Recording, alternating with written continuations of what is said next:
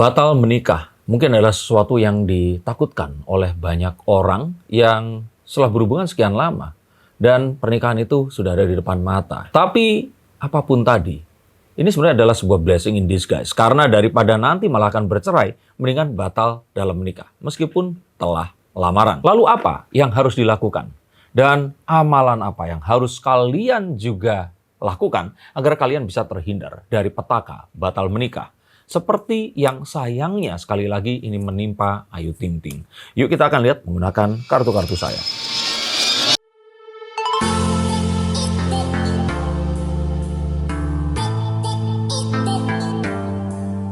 Halo Science Seekers, kembali berjumpa bersama saya, Denny Darko. Tidak ada yang namanya misteri, yang ada adalah tanda-tanda yang kita semua coba untuk mengerti. Saya sengaja memakai kata amalan, karena ini adalah sesuatu yang kalau diamalkan atau dilakukan, maka saya jamin kalian pasti akan terhindar dari petaka batal menikah. Dalam artian yang positif ya. Kalau ternyata ketahuan kalau cowoknya ini ya nggak seperti yang diharapkan, batal menikah adalah sesuatu yang positif. Yang pertama, kalian harus mengamalkan sebuah pemikiran bahwa pria dan wanita itu tercipta berbeda. Betul sekali, mungkin cuma beda kromosom, tapi ini menentukan pola pikir, cara bertumbuh otak, dan merespon apapun yang ada di depan kita. Wanita akan selalu memiliki pertimbangan. Wanita akan selalu gelisah dan mempertanyakan pilihannya. Pria, di sisi yang lain, itu berpikir sangat animal instinct. Mereka tidak berpikir sepanjang seorang wanita. Jika ternyata mereka diberikan waktu yang sama. Maka saat menuju ke pernikahan, biasanya seorang wanita ini selalu mempertanyakan kepada dirinya, saya ini salah memilih pria atau tidak? Saya ini akan hidup bersamanya hingga akhir hayat. Maka ini adalah pilihan yang tepat atau bukan? Pertanyaan-pertanyaan yang sifatnya di sini memberikan warning dan takut jika ternyata ada kesalahan, itu lebih difikirkan seorang wanita dibandingkan seorang pria. Di sisi yang lain, seorang pria saat menuju ke pernikahan, mereka merasa bahwa tugas dalam hidupnya ini terselesaikan satu, karena mereka harus menikah. Makanya kalau seandainya pria mau menikah, disuruh memilih pakaian, mereka akan bilang, udah terserah aja. Gedung ada di mana, mereka bilang juga terserah saja. Makanan yang akan diberikan akan tidak sedetil perempuan yang sangat memperhatikan hingga hal-hal terkecil yang akan dipesan atau diberikan kepada tamu nanti. Maka di sini akan mendasari apa yang akan terjadi di detik-detik terakhir yang sangat krusial menuju ke pernikahan bagi seorang wanita dan pria yang ternyata sangat berbeda. Wanita mencari-cari hal-hal yang mungkin akan salah terjadi. Karena ini adalah pilihan yang menentukan hidup dan mati, dan mereka tidak akan pengen keliru. Mereka pasti akan sangat memperhatikan hal-hal yang buruk dibandingkan hal yang baik. Sedangkan pria menuju ke pernikahan, mereka terlihat malah lebih tenang. Mereka lebih tidak memikirkan. Mereka bahkan berpikir agar ini cepetan selesai saja. Nah, inilah yang membuat kadang-kadang wanita ini menanyakan hal-hal yang ajaib yang berkaitan dengan komitmen yang sangat rentan salah dijawab oleh calon suami kalian. Nah, kita akan lihat lebih jauh lagi amalan apa yang lainnya harus dilakukan. Yang kemudian adalah berhati-hati mendengarkan nasihat dari pihak ketiga yang akan membubarkan pertunangan atau lamaran kalian kemarin. Pihak ketiga ini bisa jadi datang dari keluarga, orang-orang dekat kalian, atau orang yang nggak dekat, seperti di medsos. Ini mungkin tertuju lebih kepada wanita. Karena wanita ini akan berusaha untuk mencari-cari informasi lebih jauh lagi tentang calon suaminya. Walaupun mereka ini sudah memiliki hubungan lebih dari 1 atau 2 tahun, tapi di era sosial media seperti ini, mencari tahu latar belakang jati diri calon suami ini memang betul sangat diperlukan, tapi akan jadi senjata makan tuan jika ternyata kalian mencerna informasi yang salah di masa lalu dan terus kemudian membuat sebuah keputusan yang keliru di masa sekarang. Betul sekali bahwa semua manusia tidak luput dari kesalahan dan masa lalu yang mungkin mereka tidak bangga untuk ceritakan. Tapi lebih daripada itu, kita pun harus tahu bahwa manusia itu berubah.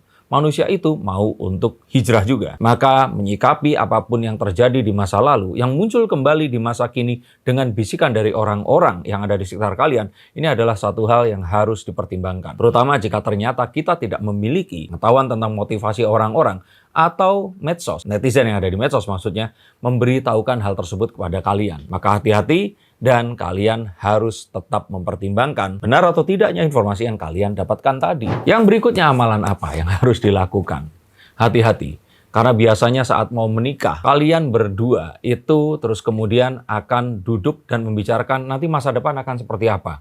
mau tinggal di mana, lalu nanti penghasilannya akan dibagi seperti apa, kapan akan memiliki keturunan, kapan akan memiliki rumah sendiri, dan hal-hal yang berikutnya. Biasanya hal seperti ini menjadi krusial dan saya sering melihat, mendapatkan klien yang memiliki pola yang serupa, kandas di saat-saat seperti ini tadi. Bahkan ada yang sudah memesan catering dan undangan. Yang aneh adalah mengapa hal ini tidak bicarakan jauh hari sebelumnya. Saat hal-hal yang terus kemudian sudah dipesan, ini tidak bisa di-cancel lagi. Tapi begitulah manusia, terutama sebagai seorang wanita yang memang akan mendetail dan mencari terus sampai detail terkecil saat mereka merasa terancam atau merasa bahwa ini akan mengakhiri kehidupan lajang mereka, yang mana mereka tidak ingin salah memilih. Tidak ada yang salah dengan hal itu, tapi akan salah jika ternyata bereaksi berlebihan.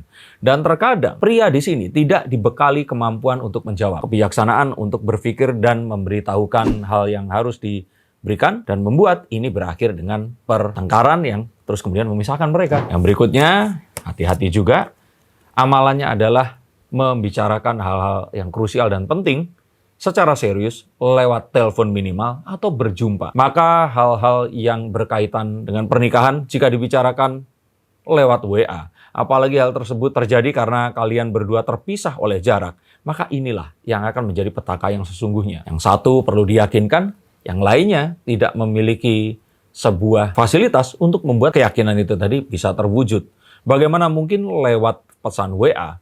Ini semua akan bisa diartikan secara tepat. Maka jika hal tersebut tidak bisa dilakukan, maka telepon minimal harus dijalankan. Mendengarkan nada suara atau video call yang bisa menunjukkan raut muka kita akan menunjukkan keseriusan dan menunjukkan keinginan yang sama dengan sang wanita tadi untuk sama-sama menentukan apa yang akan terjadi di masa depan yang berkaitan dengan dirinya dan keluarganya kelak.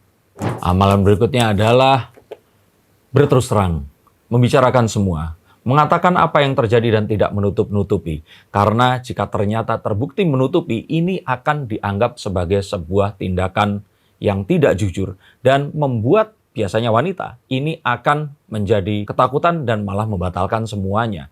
Maka katakan apapun yang kalian rasakan dan lihat. Bahkan jika hal tersebut mungkin berkaitan dengan dia dan keluarganya. Maka jika ini dilakukan, sejatinya tidak ada hal yang akan disembunyikan. Dan pada dasarnya manusia pasti ingin untuk memberikan yang terbaik untuk orang yang mereka sayangi. Dan untuk para pria, sebaiknya kalian mencoba menahan sedikit mungkin berbicara dan lebih banyak mendengarkan. Dan kalaupun kalian ternyata harus menjawab pertanyaan dari calon istri kalian, usahakan untuk nggak usah berpikir harus solutif. Dengarkan saja dan coba untuk acknowledge atau ketahui dan sadari apa yang dirasakan oleh pasangan kalian. React accordingly atau bereaksi secara tepat, secara porsi yang cukup dan tidak overreacting. Menanyakan kembali atau menyerang balik adalah satu keputusan yang salah dan sama saja dengan membatalkan pernikahan kalian secara tidak kalian sadari. Maka ini harus dilakukan dan jangan sampai salah melangkah. Dan untuk para wanita, sebaiknya kalian mencoba untuk mengingat kembali hal-hal positif yang sudah terjadi selama ini. Kadang seorang wanita dipengaruhi oleh perasaannya, dipengaruhi oleh suasana hati, atau kondisi biologis tiap bulannya. Mereka hanya fokus kepada apa yang dirasakan saat itu dan melupakan masa-masa yang indah. Masa-masa saat mereka dulu masih bersama. Kenalan pertama kali, berjanji untuk bersama, dan berusaha menerima apa adanya. Semua hal yang baik seakan-akan hilang saat hal yang buruk ini terjadi di depan mata.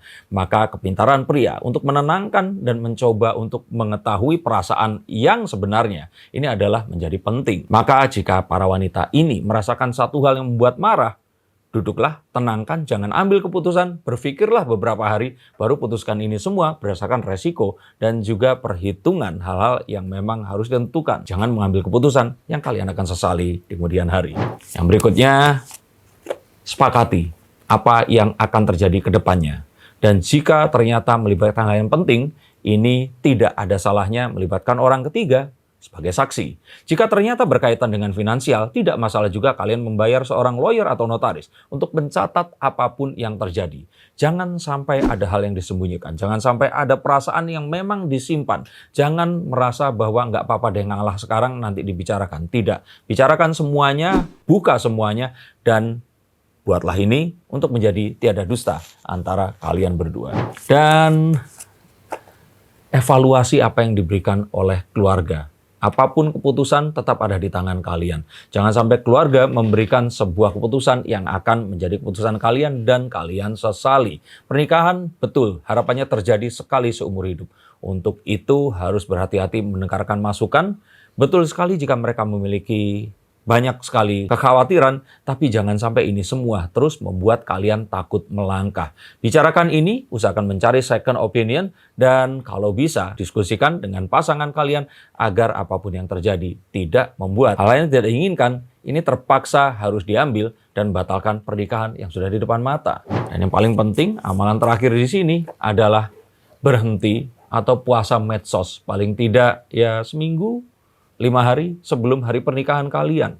Kalian tidak ingin melihat unggahan atau konten di timeline media sosial kalian yang terus kemudian menimbulkan perasaan yang membuat kalian terpaksa membatalkan pernikahan. Teringat kepada mantan di masa lalu, teringat kepada mantannya pacar, atau ketakutan dan akhirnya tidak jadi menikah. Atau menonton konten tentang child free yang terus kemudian kalian awalnya mau memiliki keturunan, tiba-tiba 5 hari menjelang pernikahan ngobrol sama pasangan dan mengatakan bahwa nggak mau punya anak nanti saat menikah. Maka hati-hati, karena sebenarnya yang menikah adalah kalian, pasangan kalian, dan keluarga kalian berdua. Bukan netizen, teman-teman, atau penghuni medsos dan follower kalian. Jika amalan ini dilakukan, semoga saja pernikahan kalian tidak akan dibatalkan. Tapi jika ternyata ada permasalahan yang lebih berat, tidak ada salahnya kalian menelpon nomor di bawah ini untuk saya bukakan kartunya dan memberikan pertimbangan yang mungkin kalian perlukan untuk kalian mengambil keputusan. Terima kasih, sampai jumpa, dan salam.